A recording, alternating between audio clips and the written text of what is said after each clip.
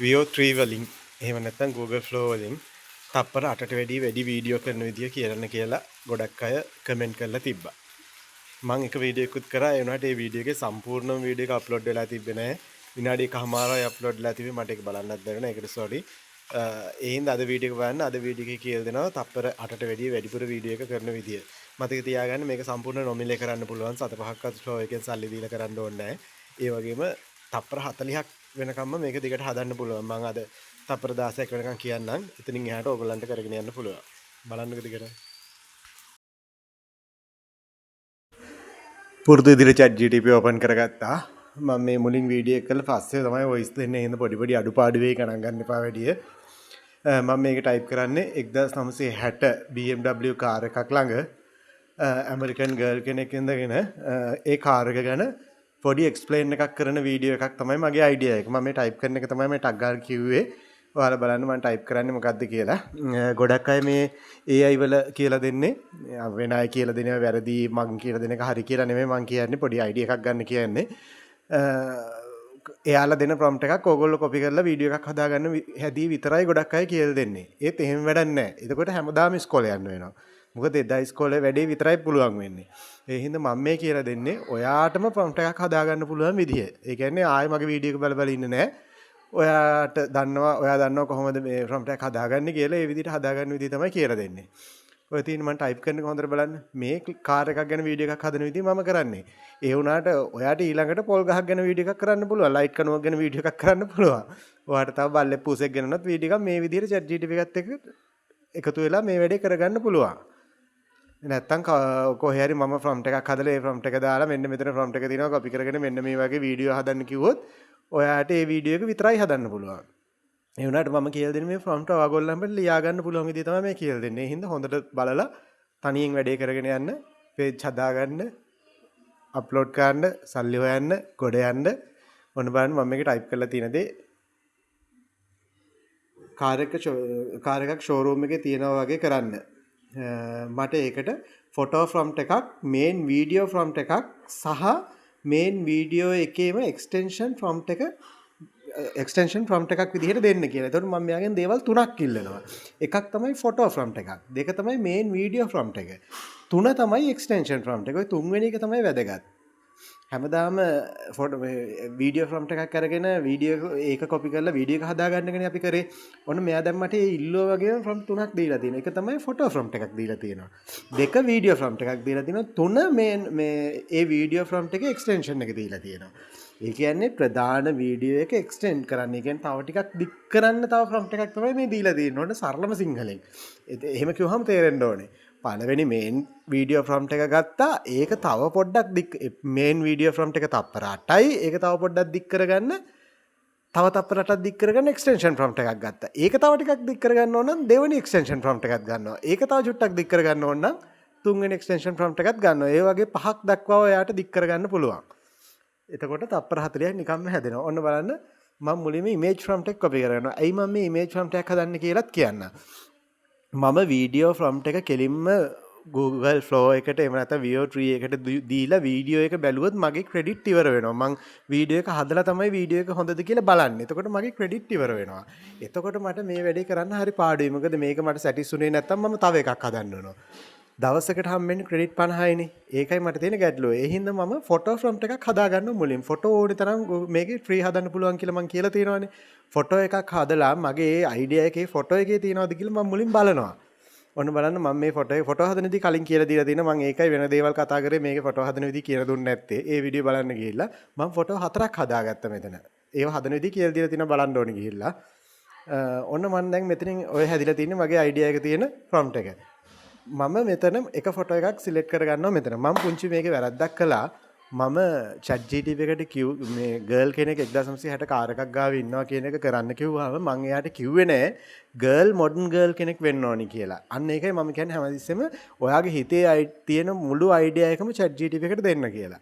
දැන් අපි කමන්නේ මේ විදිහට කරගෙන යමු. මම දැන් වීඩියෝ එක හදන්න යනවා. මෙතනින් එක ෆොටෝ එකක් මම සිලෙක්ට් කරගන්නවා.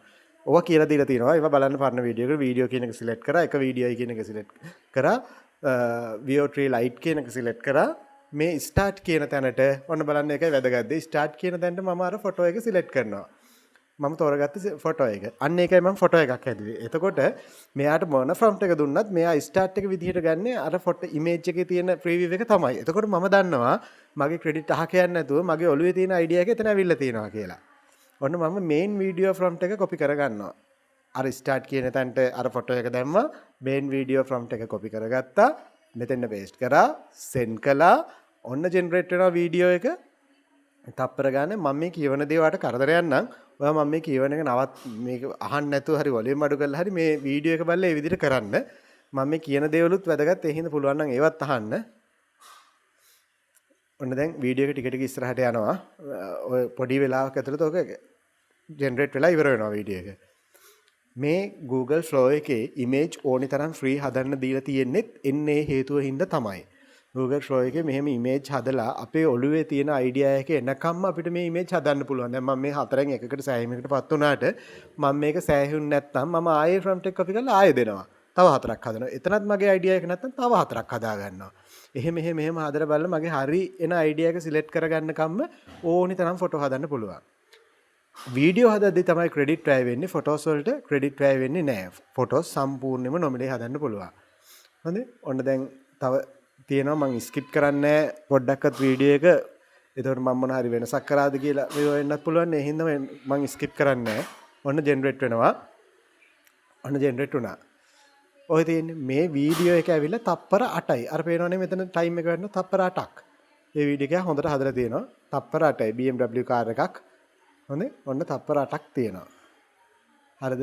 ඔන්න ඔතනින් පස්සේ තමයි අපි නොදන්න කතාව තියෙන්නේ. ඔතනින් එහාට තමයි දැන් තප්පර 8 වීඩියෝ එකක් හරි. මේක අපිට තප්පර 16ක් කරගන්න ඕනේ. අපි අර කලින් හදාගත්ත එක්ස්ටෙන්ෂන් ප්‍රොම්ප්ට් එක මතකනේ වාට.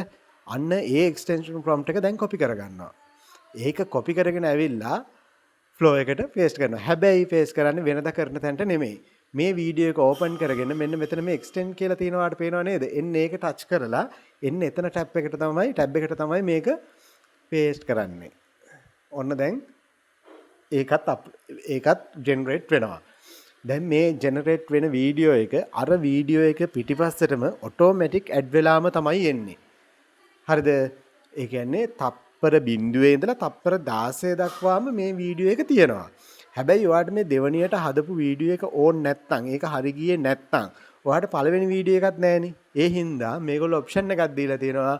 මේකේ පළවෙනි ක්ලිප් එක වෙනම ඩවුන්ලෝඩ් කරගන්න පුළුවන් ඕන නම් දෙවෙනි ක්ලිප් එක වෙනම ඩවුන්ලෝඩ් කරගන්න පුළුවන් ඕන නම් එහෙමත් නැත්නම් මේ ක්ලිප් දෙකම එකතු කරලා දෙකම එකපාර ඩවුන්ලෝඩ් කරගන්නත් පුළුවන්. මේ උඩ ඩවුන්ලෝඩ් බටන් එකට ගියාම මේක පෙන්නනවා ක්ලිප් 1, ක්ලිප් 2 නැත්නම් ෆුල් ලෙන්ත් ඩවුන්ලෝඩ් කියලා වැටෙනවා. මේක මේ ජෙනරේට් වෙන වෙලාවේ මම කතා කරන්නේ. ඒ හින්දා මේක හරිම සරලයි. මේක හරිය ලොකු රොකට් සයන්ස් එකක් වගේ පේනෙයි මුලින්. ඒ වුණාට ඔයාට පුරුදු වුණාට පස්සේ මේක තප්පර ගානකින් කරන්න පුළුවන්.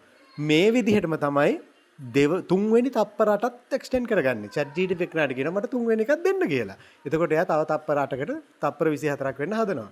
ඔය තියෙන වීඩියෝ එක ඔන්න හොඳට බලන් ඉන්නේ යට තප්පර ගාන කවුන්ට් වෙනවා. තප්පර 8යි 9යි.